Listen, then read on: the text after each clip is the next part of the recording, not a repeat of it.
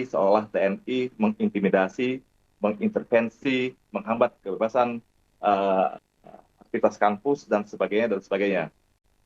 Ya, baik. Selamat sore Mbak Fitri, Mas Iva, dan saudara sekalian. Memang akhir-akhir ini ada fenomena narasi yang menyudutkan TNI, seolah TNI mengintimidasi, mengintervensi, menghambat kebebasan eh, aktivitas kampus dan sebagainya dan sebagainya.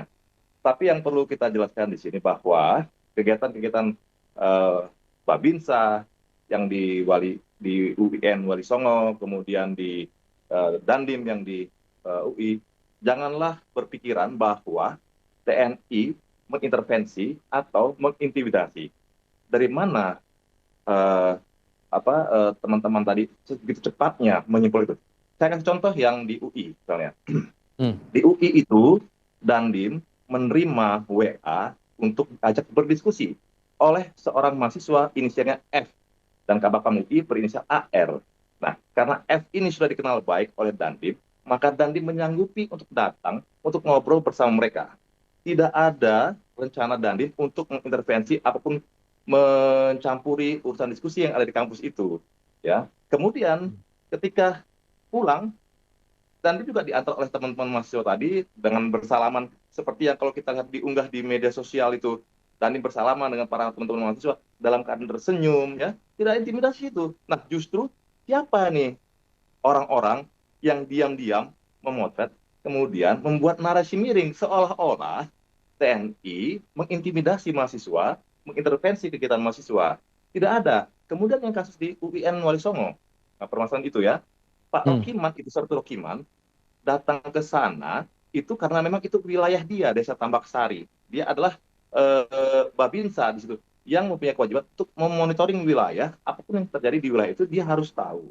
Dan kebetulan seperti pengakuan yang bersangkutan karena sudah kami tanya juga bahwa karena baru selesai libur Lebaran dan dalam suasana Idul Fitri, dia ingin bersilaturahmi dengan teman-temannya yang ada di sana, ada para security, teman-teman yang memang sudah biasa karena memang dia adalah Babinsa di sana. Tetapi seolah-olah dinarasikan bahwa dia sedang memantau kegiatan mahasiswa di sana karena diduga ada seorang berpakaian hitam yang ketika kegiatan diskusi di UNW Songo langsung Hmm. terduga itu adalah Intel TNI.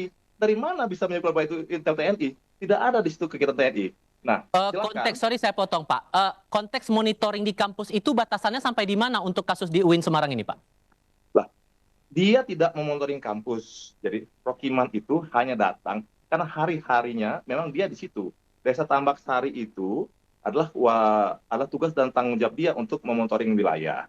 Dan dia Hmm. hanya bertemu dengan security yang di depan untuk bersilaturahmi. Karena kan baru apa namanya dalam rangka Idul Fitri saja gitu ya. Dan dia ada di parkiran tidak masuk ke dalam areal kampus atau di auditorium itu. Nah, itu yang perlu diketahui bersama ya. Jadi dia tidak dalam rangka itu, gitu. Tiba-tiba dinarasikan seperti itu karena ada orang yang diduga sebagai intel katanya yang masuk ke dalam diskusi. Nah, itu siapa? Nah, kan ada fotonya, ada gambarnya. Silakan cari. Dan tidak ada anggota TNI yang diperintahkan untuk itu sampai hari ini. Hmm. Gitu ya. Hari ini TNI itu sudah berbeda dengan TNI Orde Baru ya. TNI kami mendukung supremasi sipil, mendukung hidup di alam demokrasi. Kemarin ada contoh yang bagus antara kerjasama antara mahasiswa dengan TNI seperti yang di Sumatera Utara. BEM, beberapa universitas di Sumatera Utara berdiskusi, mengadakan seminar bersama-sama dengan Pangdam dan Kodam di sana. Itu contoh-contoh yang bagus kerjasama antara TNI dengan mahasiswa. Termasuk misalnya dari kami juga beberapa kali diminta untuk mengajar, dijadikan narasumber di kampus. Kami juga menggunakan seragam seperti ini. Tidak itu bukan bagian dari intervensi, bahkan kami diundang untuk itu, untuk menjadi narasumber, kan tidak masalah di situ dalam lingkungan akademik ya, dalam batasan lingkungan akademik ya. Kemudian juga misalnya, oh kenapa sih TNI harus masuk kampus dengan menggunakan seragam, kami trauma. Lah ini enggak, seragam kami sama seperti seragam yang juga misalnya oleh teman-teman ojek online, seragam PLN, ya nggak ada masalah masuk kampus gitu. Karena justru dengan kami menggunakan seragam berarti identitasnya jelas, pangkatnya jelas, dari satuannya jelas, bisa di tracking, bisa dicari di mana orang itu berada gitu ya. Jadi saya berharap kepada teman-teman mahasiswa juga tidak usah takut yang berlebihan. Ya. Justru kami sangat berharap bahwa kampus itu adalah mitra strategis karena teman-teman mahasiswa punya nalar yang kritis untuk dalam berpikir dan bertindak gitu ya. Justru sampai saat ini kami membuka kesempatan kepada teman-teman mahasiswa yang sudah lulus nanti masuk menjadi perwira prajurit karir.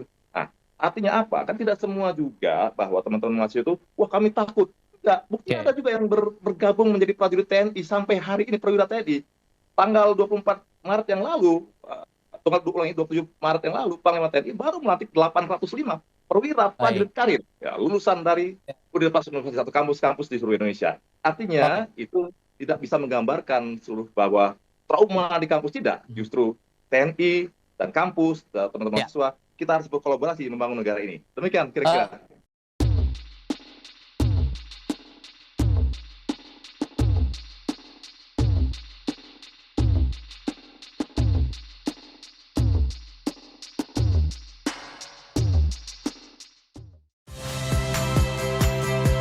Saya Priska Clarissa. Saksikan program-program Kompas TV melalui siaran digital, pay TV, dan media streaming lainnya.